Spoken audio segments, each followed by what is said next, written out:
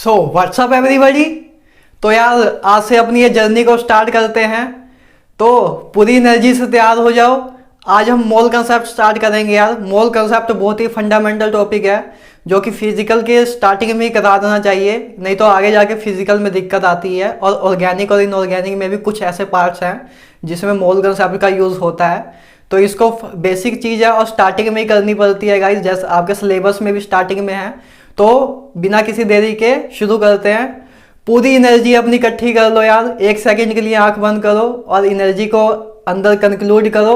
तो चलो शुरू करते हैं। तो यार एक साइड मैंने कुछ डेफिनेशन लिखी है बेसिक सी, जो कि आपके यूज़ में भी आएंगी कभी ना कभी। और एक साइड फिर मैंने इंपॉर्टेंट पार्ट लिखा है जो आपके न्यूमेरिकल पर्पस में यूज़ होगा ज़्यादातर, मतलब जो एग्ज़ाम में आपके क्वेश्चन आते हैं काफ़ी इससे बेस आते हैं। तो पहले इसके बारे में डिस्कस करते हैं। पहले देखो गाइस, बात करते हैं एटॉमिक मास के बारे में कि एटॉमिक मास क्या होता है। एटॉमिक मास क्या होता है? Mass of an atom in AMU is called atomic mass. कि एक एटम का मास अगर हम एएमयू में लिखते हैं तो उसको एटॉमिक मास कहते हैं। तो गाइस एन वर्ड बहुत पावरफुल वर्ड है इधर, तो उसको ध्यान रखना। एक एटम का मास है, ज़्यादातर बच्चे कंफ्यूज हो जाते हैं कि एटॉमिक मास एक एटम का मास है कि मतलब एक मोल ऑफ एटम का मास है। तो याद रखना, एक एटम का मास अगर हम जब एएमयू में लिखते हैं तो उसको ग्राम एटॉमिक मास कहते हैं गाइस। ओके गाइस, नेक्स्ट बात करें यार ग्राम एटॉमिक मास के बारे में। तो ग्राम एटॉमिक मास क्या होता है? Mass of an atom in a gram. An क्या? Avogadro number. कि mass of an atom in a gram is a called gram atomic mass. कि मतलब एक मोल ऑफ एटम का जो मास होता है, एक मोल एटम्स का जो मास होता है उसको ग्राम एटॉमिक मास कहते हैं। तो गाइज इन दोनों चीज़ों में डिफरेंस समझ पा रहे हो कि एटॉमिक मास एक एटम का मास और gram atomic mass N A number of atom का मास जो होता है उसे ग्राम एटॉमिक मास कहते हैं। तो इन दोनों में डिफरेंस अपना क्लियर रखना, नहीं तो आगे जाके दिक्कत हो जाएगी गाइज। ओके गाइज, तो नेक्स्ट बात करते हैं यार एवरेज एटॉमिक मास के बारे में। एवरेज एटॉमिक मास के बारे में जानने से पहले यार थोड़ा आइसोटॉप्स के बारे में जान लेते हैं। आइसोटॉप्स क्या होते हैं guys? Elements having same atomic number but different mass number are called isotopes. ठीक है गाइज, कि आइसोटॉप्स क्या होता है? उनमें सेम आइसोटॉप्स क्या होते हैं? जिनका एटॉमिक नंबर तो सेम हो लेकिन मास नंबर डिफरेंट हो। जैसे गाइज आपको पता होगा हाइड्रोजन के 3 आइसोटॉप हैं, प्रोटियम, ड्यूटेरियम एंड ट्रिटियम। तो गाइज ऐसी सिंपल सी बात है, आइसोटॉप्स आपको पता लग गया होगा क्या होता है। और इसके बारे में और डिटेल में हम एटॉमिक स्ट्रक्चर यूनिट में पढ़ेंगे, अभी के लिए इतना सफिशिएंट है आपके लिए। तो अब इसकी डेफिनेशन देखते हैं गाइज क्या है। Average of all isotopes of element in according with their abundance. Okay guys, तो ए एवरेज होता है guys average of all. Average guys इधर थोड़ा सा लिखना था कि average of atomic mass of all type. ठीक है, एटॉमिक मास भी लिखना था। तो जैसे जो अपने पास आइसोटॉप्स हैं उनके एटॉमिक मास का उनकी अबंडेंस के अकॉर्डिंग जो एवरेज निकालते हैं हम, तो उससे जो टर्म जो अपने पास मास आता है उसको हम एवरेज एटॉमिक मास कहते हैं। शायद मे भी आपके अभी दिमाग में थोड़ा धुंधला धुंधला हो, अभी क्लियर ना हो रहा हो, तो इसको एक एग्जाम्पल की तरह समझते हैं। देखो जैसे गाइज आपको पता होगा कि कार्बन के 3 आइसोटॉप्स हैं, C12, C13 एंड C14। तो बात करते हैं, देखो जैसे C12 की अबंडेंस कितनी है? 99%। कि मतलब कार्बन में C12 99% मिलता है हमें, और C13 0.9% मिलता है, और C14 हमें 0.1% मिलता है गाइज। तो हमें पूछ रहे हैं कि बताओ इसका एवरेज एटॉमिक मास क्या होगा कार्बन का। ओके गाइज, तो उसको देखो यार अब सिंपल मैथ यूज करेंगे, बिल्कुल सिंपल मैथ है, एवरेज निकालना है। तो देखो हमने क्या किया, 12 इंटू 99, फिर हमने 13 इंटू 0.9, उसके बाद 14 इंटू 0.1 डिवाइड बाई 100 कर दिया, तो अपना एवरेज एटॉमिक मास आ गया। ओके गाइज, बिल्कुल सिंपल सा मैथ था, इसमें कुछ बताने की जरूरत ही नहीं है, कोई रॉकेट साइंस नहीं लगाई हमने इधर। तो एक सिंपल सी चीज़ है, आपको अब आई होप सब क्लियर हो गया होगा इस डेफिनेशन का मतलब मैं क्या कहना चाह रहा था। तो अब नेक्स्ट मूव करते हैं गाइज। एक नोट मैंने लिखा है, एक क्वेश्चन की फॉर्म में भी आ सकता है गाइज, कि आपसे पूछ सकते हैं कि बताओ पीरियोडिक टेबल में जो मास है वो मतलब कौन सा मास है? एटॉमिक मास है कि ग्राम एटॉमिक मास है कि एवरेज एटॉमिक मास है कि मॉलिक्यूलर एटॉमिक मास मान लो। तो ओ मास कौन सा है गाइज? एवरेज एटॉमिक मास है। पीरियोडिक टेबल में जो हमें मास देखने को मिलता है वो एवरेज एटॉमिक मास होता है गाइज। अच्छा गाइज, ये एवरेज एटॉमिक मास का कंसेप्ट आया क्यों? ये कंसेप्ट इसलिए आया क्योंकि मान लो अगर हम पीरियोडिक टेबल में कार्बन का मास 12 लिख देते कि कार्बन का मास 12 है, तो ये भाई साहब गुस्सा हो जाते कि भाई मेरा क्यों नहीं लिखा, ठीक है ना। और अगर C13 मतलब 13 लिख देते तो ये भाई साहब गुस्सा हो जाते दोनों कि भाई मेरा क्यों नहीं लिखा, मेरे में क्या कमी रह गई थी। तो कोई भी भाई साहब गुस्सा ना हो, कोई भी भाई बहन गुस्सा ना हो, इसलिए हमने क्या किया, इनका एवरेज निकाल दिया कि आपस में कोई लड़ ना पड़े। तो इसलिए हमने इसमें इनका एवरेज निकाला, इसलिए हमने एवरेज निकाला और अपने पीरियोडिक टेबल में हमने एवरेज एटॉमिक मास को जगह दी कि हम ना तेरी चलेगी ना मेरी चलेगी, सबकी एक बराबर चलेगी। ओके गाइज, तो ये बस वैसे आपको एक स्टोरी की तरह समझाने की कोशिश की थी कि आपको कंसेप्चुअल लेवल में पता लग जाए कि एवरेज एटॉमिक मास का कंसेप्ट आया क्यों था। आई होप इस तरफ का सब कुछ आपको क्लियर हो गया हो। तो अब नेक्स्ट बात करते हैं यार, जो अपना मेन पार्ट है जिससे आप क्वेश्चन आपके बनने स्टार्ट होंगे। तो पहले बात करते हैं मोल के बारे में। मोल को यार, मोल क्या है? मोल केमिस्ट्री की दुनिया में एटम्स, जैसे एटम्स मॉलिक्यूल्स की दुनिया में एक यूनिट यूज होती है, उसको मोल कहते हैं। जैसे हम वेट नापते हैं तो उसके लिए केजी यूनिट है। इसी तरह केमिस्ट्री में एटम्स मॉलिक्यूल्स की दुनिया में एक यूनिट यूज होती है, उसको मोल कहते हैं। अब गाइज मोल्स को हम अलग अलग टर्म में डिफाइन कर सकते हैं। तो पहले बात करते हैं, 1 मोल बराबर होता है 6.022 इंटू 10⁻23 स्पीसीज के, या कुछ भी बोल सकते हो। स्पीसीज में मतलब स्पीसीज में क्या होगा भैया, क्या क्या आ सकता है? स्पीसीज में एटम्स हो सकते हैं, मॉलिक्यूल्स हो सकते हैं और आयंस हो सकते हैं। ओके गाइज, तो इस नंबर को ही हम एवोगैड्रो नंबर कहते थे। जैसे इधर बात की थी मैंने, अभी कहाँ गया, इधर बात की थी, तो इसी को ही एवोगैड्रो नंबर कहते हैं। तो मतलब क्या, इससे हमने क्या कंक्लूड किया कि एक मोल में इतने नंबर ऑफ पार्टिकल्स होते हैं। ओके गाइज, तो वो पार्टिकल अब कुछ भी हो सकते हैं, एटम भी हो सकते हैं, मॉलिक्यूल भी, आयंस भी, ठीक है ना गाइज। तो आई होप सब कुछ आराम से चल रहा होगा, अभी तक तो कोई दिक्कत नहीं है, आपका भाई सब कुछ आपको करा रहा है। तो नेक्स्ट बात करते हैं, 1 मोल बराबर होता है 22.4 लीटर के, जब फॉर गैसियस स्पीसीज, गैस के लिए एक मोल मतलब एक mole of gas 22.4 litre volume occupy करता है guys at NTP. Very important point, NTP याद रखना गाइज जरूरी है, ये आपको आगे पता लगेगा क्यों जरूरी है, थोड़ा 5 मिनट वेट कीजिए। और अब बात करें, 1 मोल बराबर होता है 1 ग्राम एटम के।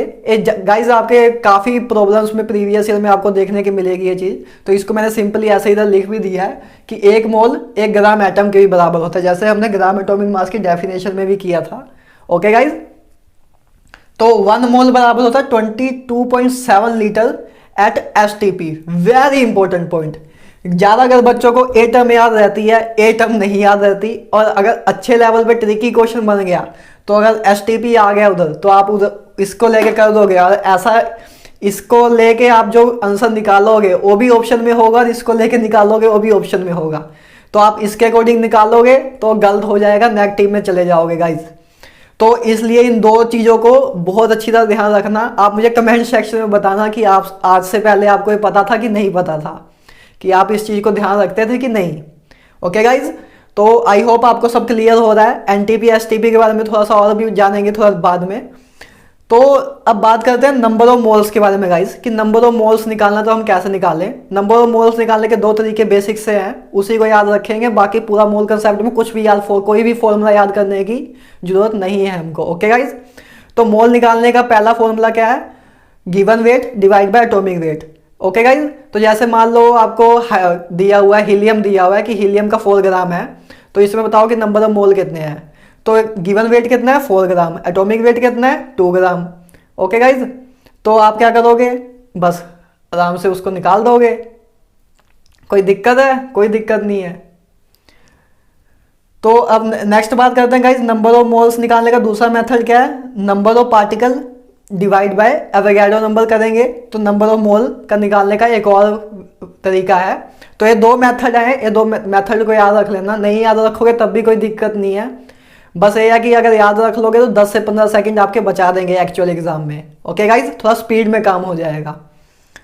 तो यार अब थोड़ी सी जाते जाते बात कर लेते हैं कि एसटीपी और एनटीपी के बारे में जान लेते हैं। एसटीपी और एनटीपी क्या है गाइस, एक कंडीशन है टेम्परेचर और प्रेशर की। रूम में एक कंडीशन बना देते हैं कि इतना टेम्परेचर फिक्स कर देते हैं, इतना प्रेशर बना देते हैं, तो उसी को कंडीशन कहते हैं बस।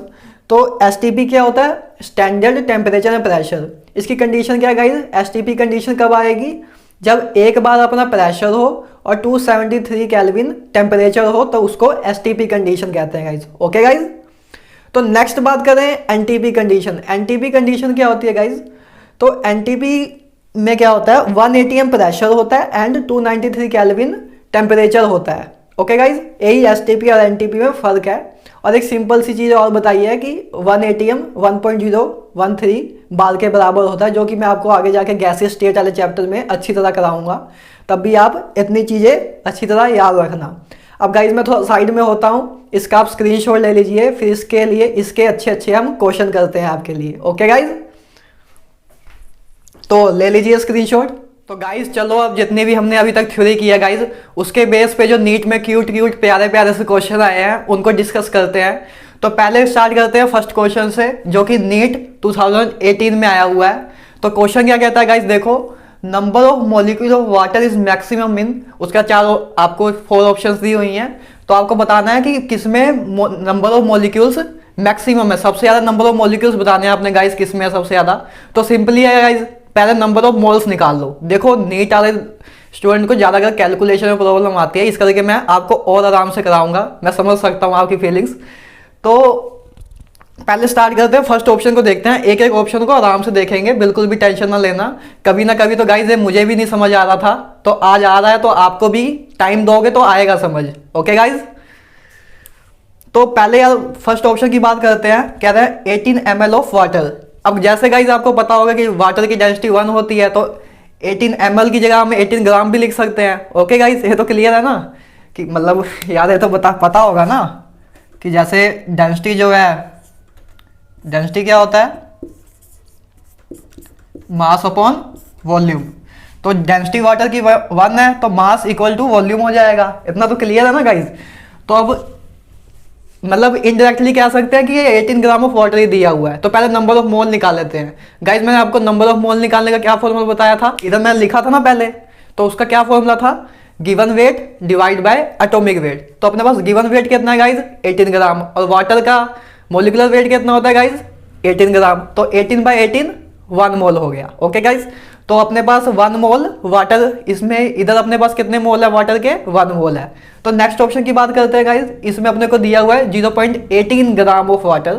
तो इसके अगर नंबर ऑफ मोल निकालें तो given weight divide by atomic weight, तो क्या आएगा गाइज, देखो कि गिवन वेट अपना कितना है 0.18 डिवाइड बाय 18। तो इससे आप देख सकते हो गाइस 10⁻² आ रहा है, ठीक है ना।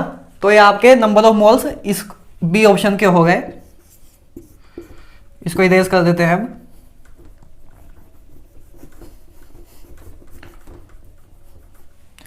तो अब नेक्स्ट ऑप्शन की बात करते हैं गाइस, कि नेक्स्ट ऑप्शन क्या कह रहा है कि 10⁻³ मोल ऑफ, ये तो सिंपल सा ऑप्शन है गाइस, ये तो आपको साफ पहले दिया हुआ है कि इतने मोल ऑफ वाटर, ठीक है। तो नेक्स्ट ऑप्शन देखते हैं, ओह सॉरी, फोर्थ ऑप्शन को देखते हैं। तो 0.09 ग्राम ऑफ वाटर। तो गाइज मतलब इससे तो कम ही होगा, तो हमें मैक्सिमम पूछा तो आंसर हो ही नहीं सकता। ये तो हम सीधा भी देख सकते हैं, कैलकुलेशन करने की भी जरूरत नहीं है गाइज।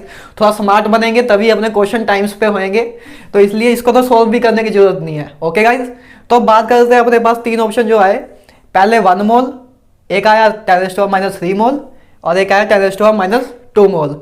तो गाइज सबसे ज्यादा नंबर ऑफ मोल किसमें है, इसमें। तो अपना कौन सा आंसर सही है guys, first option is the correct answer. तो किन किन का सही है यार, जिन का सही है लाइक ठोक दो, तो जिनका नहीं सही है यार तो कोई दिक्कत नहीं है, आगे जैसे जैसे हम जर्नी को अपनी कंटिन्यू करेंगे वैसे वैसे सीख जाओगे, बिल्कुल भी टेंशन लेने की जरूरत नहीं है। ओके गाइज, तो अब बात करते हैं नेक्स्ट क्वेश्चन की, कि इसमें क्या कह रहे हैं, which has maximum number of molecule. इसमें भी गाइज सेम वही बातें चल रही हैं। तो देखो पहला ऑप्शन दिया हुआ है, और कब आया हुआ है अपना ये, नीट 2011 में आया हुआ है क्वेश्चन अपना। तो इसके बारे में देखते हैं।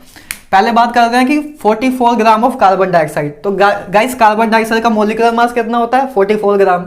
देख सकते हो ना, 12 + 32 44 ग्राम। तो नंबर ऑफ मोल इसके भी सेम ऐसे निकाल लेंगे, 44/44 1 मोल हो गया। तो 1 मोल इसके, 1 मोल ऑफ कार्बन डाइऑक्साइड हमें दिया हुआ है। तो नेक्स्ट ऑप्शन देखते हैं, 14 ग्राम ओजोन। ओजोन का एटॉमिक मास, मोलिकुलर मास क्या होता है गाइस, उसका भी आपको सिंपली पता है कि 48 होता है। तो इसमें भी 1 मोल हो गया, मतलब ओजोन भी 1 मोल दिया हुआ है। तो इससे तो इतना तो क्लियर हो गया कि ये आंसर नहीं होगा, कि मतलब 1 मोल वाला आंसर जो आ रहा है वो तो गलत नहीं होगा अपना, क्योंकि एक ही ऑप्शन सही होगा नीट में। तो अब बात करते हैं 18 ग्राम ऑफ हाइड्रोजन। तो हाइड्रोजन का एटॉमिक मास, मोलिकुलर मास क्या होगा गाइस, 2 ग्राम। तो 8 given weight divide by atomic weight, अपना नंबर ऑफ मोल्स आ जाएगा। तो 8/2 4 मोल्स। तो गाइस इसके आगे 4 मोल्स, अभी तक तो ये जीता है, आगे देखते हैं।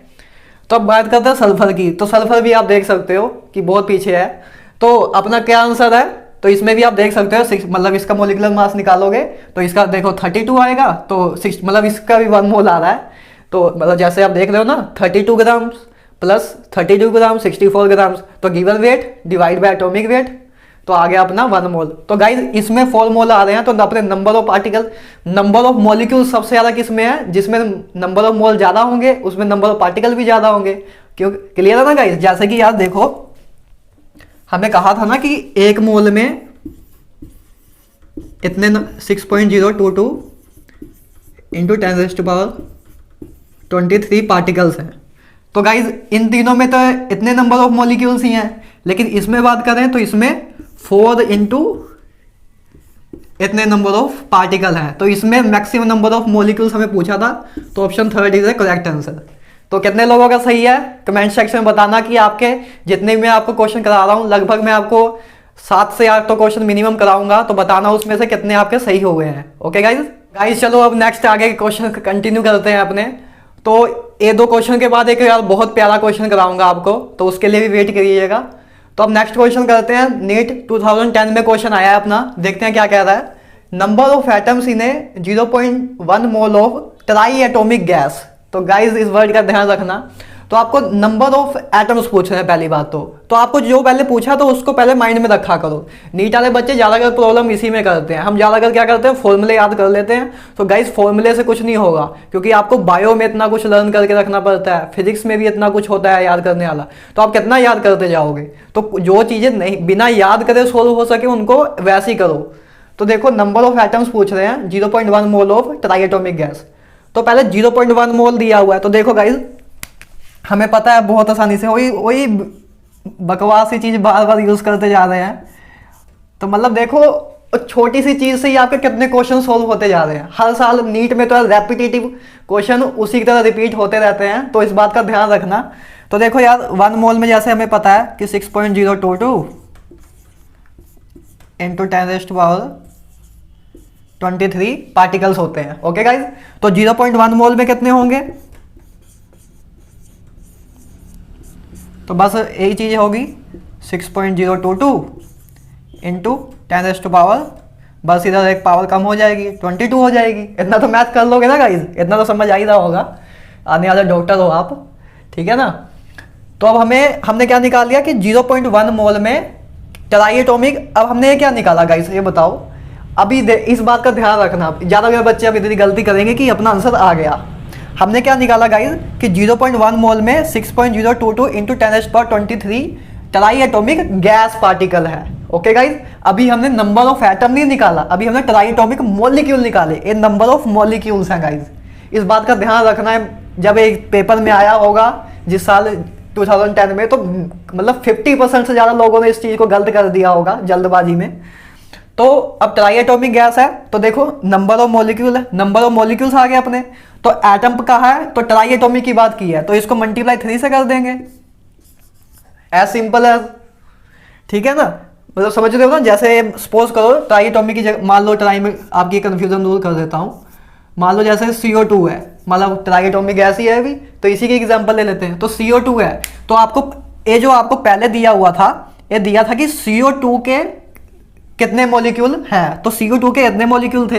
अब नंबर ऑफ एटम पूछ रहे हैं, तो नंबर ऑफ एटम निकालने के लिए गाइस क्या करेंगे, कितने, एक मॉलिक्यूल में कितने एटम है, 3 एटम है, तो इतने मॉलिक्यूल्स में कितने एटम होंगे, मल्टीप्लाई 3 से कर देंगे। क्लियर है, अब तो क्लियर हो गया होगा यार, इससे इजी क्या हो सकता है।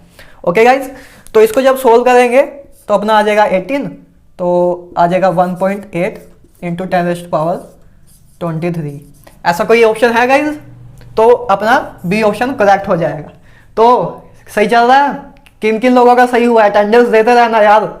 वीडियो के लेक्चर के एंड में मुझे पता भी लगना चाहिए कि कितने लोगों को कितना सही हो रहा है। अब कमेंट में लिखिएगा, यही एक भी ना सही हो तब भी लिखिएगा कि मेरे से इतना नहीं सही हुआ, तो मैं उस अकॉर्डिंग आपको गाइड कर सकूं। ओके गाइज, तो नेक्स्ट बात करते हैं यार। देखो जो हमने थ्योरी की थी उसी के बेस पे क्वेश्चन आ गया। एक्चुअल में क्वेश्चन 2 बार आ चुका है, 2015 में भी शायद आ चुका है। तो इसके बारे में देखते हैं guys. An element x has following isotopes. एक एलिमेंट एक्स दिया हुआ है, उसके फॉलोइंग आइसोटोप्स दिए हुए हैं कि एक्स का एक एटॉमिक मास 200 दिया हुआ है, उसके 90 अबंडेंस दी हुई है। जैसे मैंने जो आपको एवरेज एटॉमिक मास की डेफिनेशन कराई थी, बिल्कुल सेम वही चीज यूज हो रही है। देखो जो चीज कराई है थ्योरी में, बिल्कुल एग्जैक्ट वही चीज यूज हो रही है। तो आपको बिल्कुल लेवल टू लेवल क्वेश्चन कराए जा रहे हैं। अब और एक आइसोटोप है 199 एटॉमिक मास वाला, उसकी 8% दी हुई है, और एक है 202 वाला, उसकी 2% दी हुई है।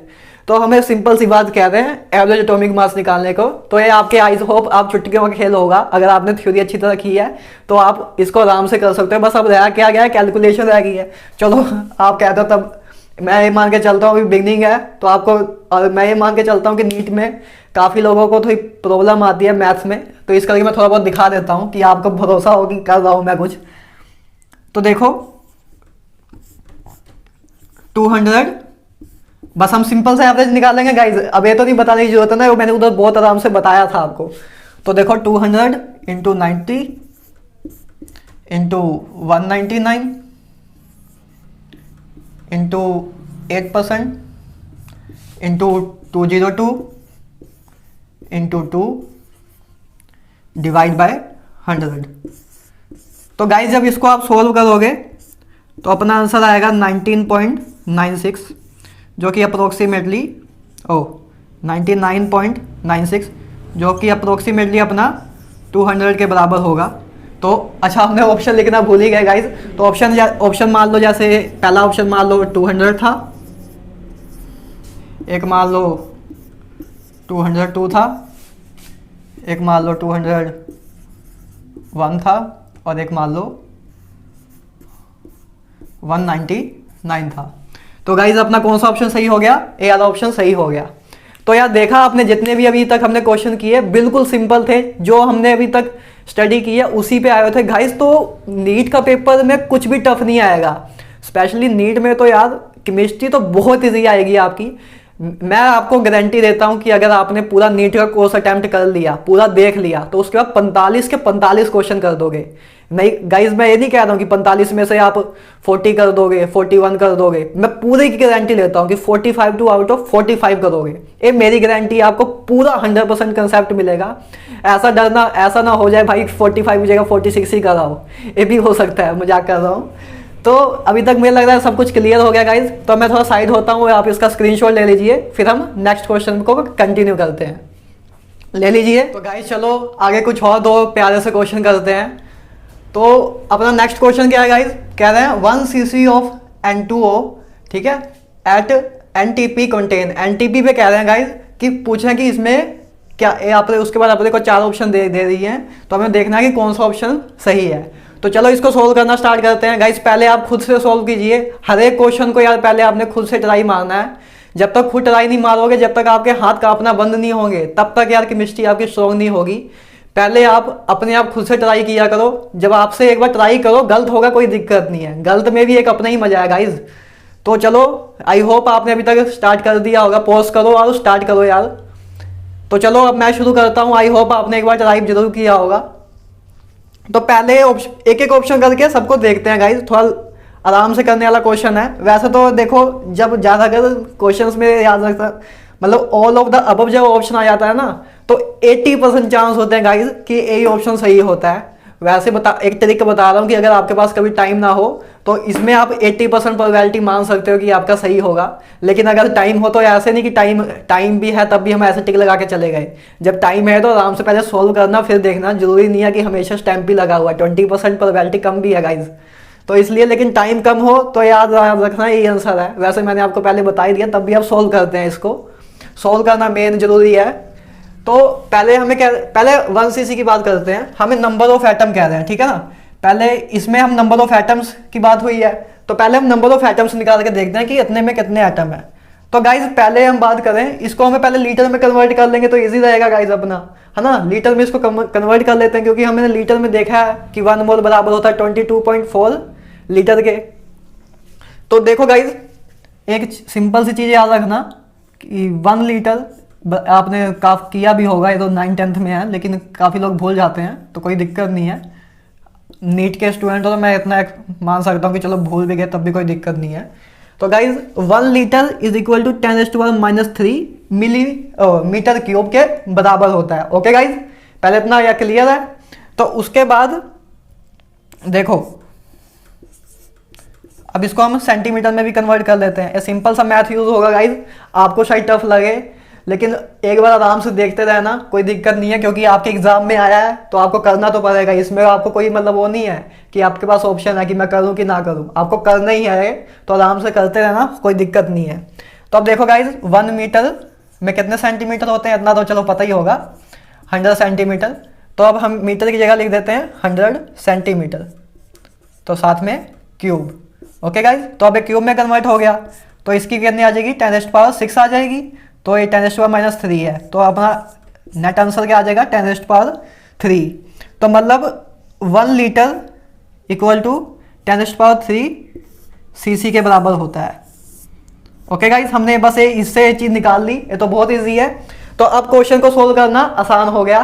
तो अब इसको इरेज करते हैं और आगे देखते हैं।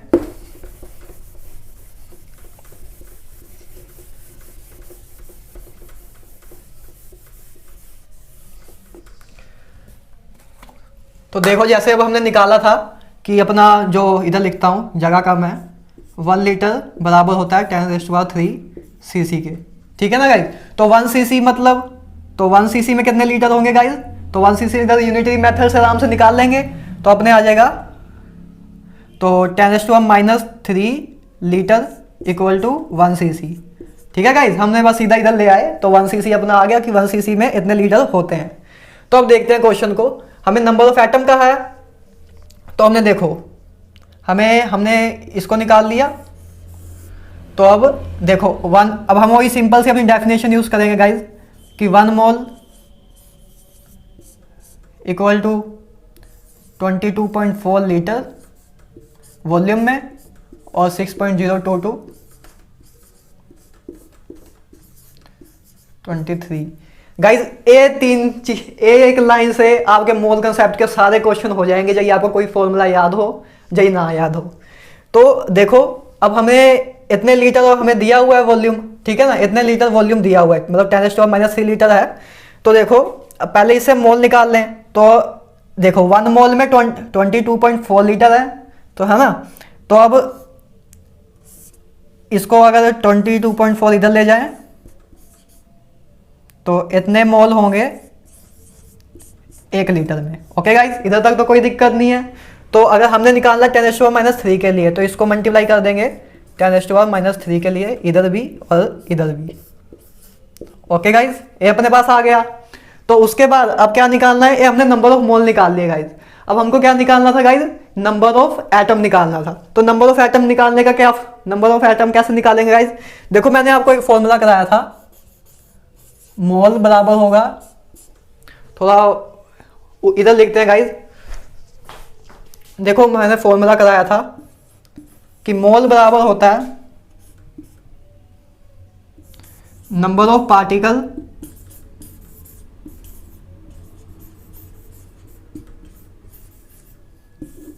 डिवाइड बाय एवोगैड्रो नंबर, ठीक है गाइज। ये मैंने आपको फॉर्मूला कराया था। अब देखो अपने पास मोल है, नंबर ऑफ मोल है अपने पास, तो हमारे पास नंबर ऑफ मोल कितना है गाइज, ये अपने पास नंबर ऑफ मोल है। तो इसको अगर इधर रख दें तो अपने पास नंबर ऑफ पार्टिकल आ जाएंगे, तो हम उसको आराम से निकाल लेंगे। तो देखो अब अपने पास नंबर ऑफ मोल कितने हैं गाइज, थोड़ा क्वेश्चन लेंथी है लेकिन बिल्कुल ईजी है। तो आपको मैं आराम से इसलिए करा रहा हूँ, मैं तो मुझे अभी करना होता है, अभी तक तो मैं दोनों क्वेश्चन कर देता गाइज, लेकिन आपको आराम से इसलिए करा रहा हूँ क्योंकि मैं मानता हूँ कि नीट के स्टूडेंट में थोड़ा मैथ में थोड़ी प्रॉब्लम आती है, तो उसको इसलिए मैं आपको आराम से करा रहा हूँ, आपका मैं फील समझ रहा हूँ, तो उस अकॉर्डिंग ही आपको करा रहा हूँ। तो आगे जाके आपकी स्पीड बिल्कुल बराबर मेरे जैसे मैच हो जाएगी यार, कोई दिक्कत नहीं होगी। स्टार्टिंग है तो टाइम लगता है। ओके गाइज, तो उसके बाद ये देखो हमने नंबर ऑफ मोल लिख दिए। अब इसको मल्टीप्लाई कर देंगे, इसको मैं मान लेता हूँ एन से लिख देते हैं, है ना। तो ये अपने आगे नंबर ऑफ पार्टिकल, ये आ गया अपना नंबर ऑफ पार्टिकल। अब वेट गाइस, अब नंबर ऑफ पार्टिकल अब क्या है, इधर पार्टिकल क्या है, एटम है कि मॉलिक्यूल है? इधर मॉलिक्यूल है गाइस, क्योंकि हमें वॉल्यूम दिया हुआ है N2O का, और N2O क्या है, एक मॉलिक्यूल है। देखो कितना प्यारा क्वेश्चन बन गया। इतना प्रेजेंस ऑफ माइंड बच्चे एक्चुअल एग्जाम में नहीं रखते, तो करके क्वेश्चन गलत हो जाता है। बहुत प्यारा क्वेश्चन है नीट के लेवल पे देखे तो अब अपना ये जो आया, ये क्या आया, नंबर ऑफ मॉलिक्यूल। तो देखो पहले देखते हैं कोई नंबर ऑफ मॉलिक्यूल के बारे में पूछा था। ये देखो गाइस, नंबर ऑफ मॉलिक्यूल के बारे में पूछा था, तो ये ऑप्शन देखो सही हो रहा है ना। एन मतलब एवोगैड्रो नंबर, और पावर उसकी उधर ही चली। हाँ देखो बिल्कुल करेक्ट आंसर है। तो अपना ये ऑप्शन बिल्कुल सही हो रहा है। आप देखोगे तो वही चीज आ रही है, बस हमें 10⁻³ लिख दिया, इन्होंने दूसरी कन्वर्ट कर दिया, इतना तो आप देख ही पा रहे होगे आराम से। तो अपना एक ऑप्शन तो सही हो गया। अब बात करें नंबर ऑफ एटम निकालने की, तो नंबर ऑफ एटम निकालना भी बहुत आसान है यार। देखो हमें मॉलिक्यूल, जैसे अभी जो मैं पीछे क्वेश्चन आपको करा के हटा हूँ वैसा ही है बिल्कुल, कि अब आपको नंबर ऑफ एटम निकालने हैं। तो इसमें एक मॉलिक्यूल में कितने एटम है, 3। तो इतने मॉलिक्यूल में कितने होंगे, तो बस 3 से मल्टीप्लाई कर देना है। तो 3 से मल्टीप्लाई करेंगे तो गाइज अपना आंसर देखो। अब अपने पास ऐसा कोई ऑप्शन है? हाँ गाइज देखो, ये भी ऑप्शन अपना सही हो जा रहा है। क्यों? क्योंकि इधर 6 है, इधर इंटू 3, तो 18 करेंगे तो इधर 18 आया, ठीक है ना। अपना ऊपर 18 आ गया था, तो उसको बस इन्होंने ये देखो, ये बस इधर से पॉइंट काटा और इधर से ऊपर से हटा दिया। सिंपल सा मैथ है गाइज। तो आपका एक दोनों ऑप्शन सही हो गए, ठीक है गाइज। इधर तो कोई दिक्कत नहीं है ना। अगर दिक्कत है तो पॉज करके देख लो, मैंने बहुत आराम से समझाया है। लेकिन तब भी आपको कोई दिक्कत है तो आप फिर से रिपीट करके देख सकते हो यार, वीडियो में यही तो फायदा है। तो अगर नेक्स्ट की बात करते हैं, अब नेक्स्ट हमें पूछा कि नंबर ऑफ इलेक्ट्रॉन भी बता दो, कुछ नहीं रह गया तो इन्होंने ये भी पूछ लिया। तो देखो अब हमने क्या निकाल लिया, नंबर ऑफ एटम निकाल लिए। अपने नंबर ऑफ एटम कितने आ गए थे, ए आ गए थे हमने, ठीक है। अब हमें नंबर ऑफ इलेक्ट्रॉन का है, तो पहले एक मॉलिक्यूल में देख लेते हैं।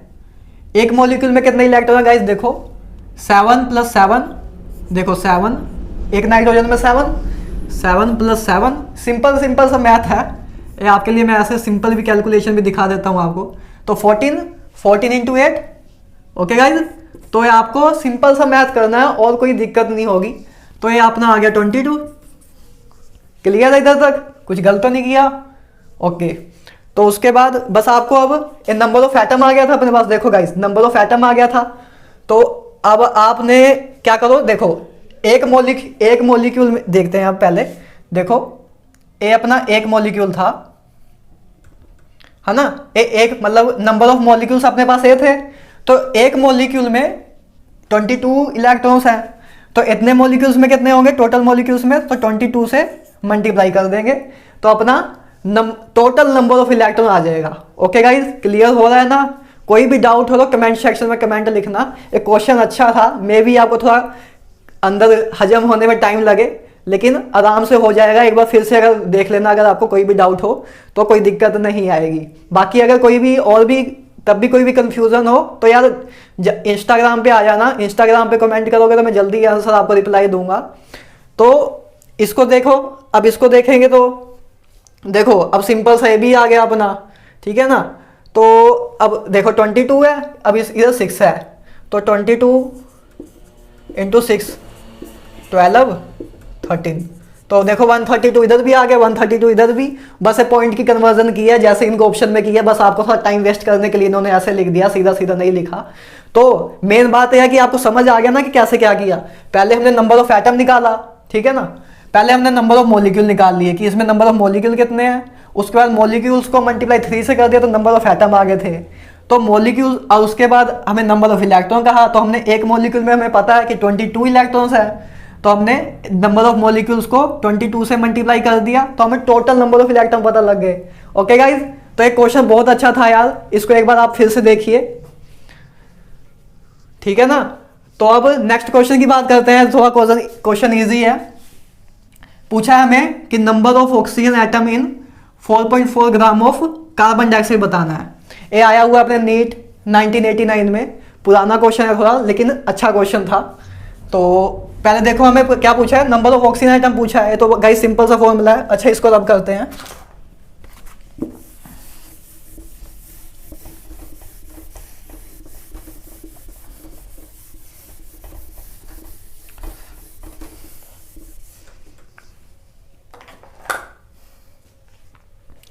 तो गाइज अब इसको देखते हैं। देखो पहले हमें क्या दिया है, 4.4 ग्राम ऑफ कार्बन डाइऑक्साइड दिया है। तो कार्बन डाइऑक्साइड का गाइज मोलिकुलर मास कितना है, 44 ग्राम। ओके गाइज, ये तो आपने देखा होगा ना, 12 प्लस 32 44 ग्राम। तो अब देखो पहले हम number of moles of carbon dioxide निकाल लेते हैं। तो क्या आएगा, गिवन वेट, कितनी बार गाइज वही हम करते जा रहे हैं और उसी पे देखो क्वेश्चन भी आ रहे हैं, तो उसमें कोई दिक्कत नहीं है। तो 4.4 इंटू ए, तो अपना आ जाएगा गाइज आराम से। इसको आप ऐसे भी लिख सकते हो अगर आपको थोड़ा भी और भी डाउट है तो मैं मान के चल रहा हूँ कि आपका मैथ बहुत ही वीक है, तो उस अकॉर्डिंग मैं लिख रहा हूँ। बाकी इरिटेट ना होना, क्योंकि काफ़ी बच्चे हैं ऐसे गाइज जिनको नीट में थोड़ी मैथ में प्रॉब्लम आती है। मैं समझ सकता हूँ क्योंकि हमने मैथ किया नहीं होता है इतना, इसी करके कोई दिक्कत नहीं है। तब भी मैंने आपके लिए सिंपल वर्ड में भी लिख दिया है। तो आपका 10⁻⁻1 मोल आ गए। तो इतने मोल अपने, पहले हमने नंबर ऑफ मोल्स निकाल लिया कार्बन डाइऑक्साइड के। Okay guys, sorry. तो अब हमें पता है कि देखो एक कार्बन डाइऑक्साइड में one mole of carbon dioxide में गाइस कितने अपने ऑक्सीजन के मोल हैं, 2 मोल ऑफ ऑक्सीजन है ना। देख रहा है ना साफ, इसमें तो क्या बताओ, 2 मोल ऑफ ऑक्सीजन। तो 1 मोल ऑफ कार्बन डाइऑक्साइड में गाइस 2 मोल ऑफ ऑक्सीजन है। तो इसी तरह 10⁻⁻2 मोल ऑफ कार्बन डाइऑक्साइड में कितने मोल ऑफ ऑक्सीजन होंगे, बस इसको मल्टीप्लाई सिंपली 2 से कर देना है। ओके गाइज, तो आपका आंसर आ जाएगा इससे। तो नंबर ऑफ ऑक्सीजन आइटम पूछा था अपने से, तो अपना हमने क्या निकाल लिया, नंबर ऑफ मोल निकाल लिया। अच्छा सॉरी, अपने को अभी नंबर ऑफ एटम पूछा है, तो अभी हमने नंबर ऑफ मोल निकाल लिया कि नंबर ऑफ मोल कितने आ गए, है ना। तो नंबर ऑफ मोल निकल गया। अब हम देखो number of mole of oxygen निकल गया कि कितने थे। अब नंबर ऑफ ऑक्सीजन एटम पूछा है, तो बस क्या करेंगे, देखो सिंपल सा। अब इसको कहाँ लिखें, इधर ही लिखते हैं। तो नंबर ऑफ, अब हमारे पास नंबर ऑफ मोल निकालने का फॉर्मूला था गाइस, इसमें हम वही सिंपल सा फॉर्मूला यूज करेंगे। मोल निकालने का फॉर्मूला क्या होगा, नंबर ऑफ पार्टिकल